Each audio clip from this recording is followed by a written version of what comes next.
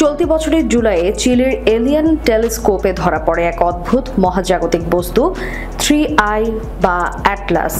কি এই বস্তু, কোথা থেকে এলো, কার সৃষ্টি, কেন এমন গতিপথ, কবে পৃথিবীর কাছে আসবে আর কিভাবে এটি চলছে, এসব প্রশ্ন এখন তীব্র বিতর্ক চলছে বিশ্বজুড়ে। এনবিসি বোস্টনের প্রতিবেদনে এসব তথ্য জানানো হয়। হার্ভার্ড বিশ্ববিদ্যালয়ের জ্যোতি পদার্থবিদ অধ্যাপক অ্যাভিলোভ দাবি করেছেন 3I বা অ্যাটলাস কেবল ধূমকেতু নয়, তার মতে এটি এলিয়েন সভ্যতার তৈরি একটি প্রযুক্তিগত যানও হতে পারে।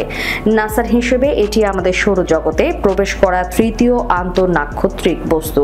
অস্বাভাবিক বৈশিষ্ট্যের কারণে বিষয়টি বিজ্ঞানীদের নজরে এসেছে। 3I বা অ্যাটলাসের আকার প্রায় 20 কিলোমিটার। এটি ম্যানহাটনের চেয়েও বড়। বস্তুটির গতি ঘন্টায় 1,30,000 মাইলের বেশি, ফলে এটি এখন পর্যন্ত সৌরজগতের দ্রুততম বস্তু। অধ্যাপক লোভ বলেছেন, বস্তুটির গতিপথ স্বাভাবিক নয়। এটি শুক্র, মঙ্গল ও বৃহস্পতির কাছ দিয়ে যাবে। তার মতে এটি পরিকল্পিত গতিপথও হতে পারে, যা কোনো গুপ্তচর মিশনের অংশ। 3I বা অ্যাটলাসের সামনে থেকে আলো নির্গত হচ্ছে। সাধারণ ধূমকেতুর মতো পেছনে আলোর লেজ নেই, এ কারণেই এটিকে আরো রহস্যময় মনে হচ্ছে।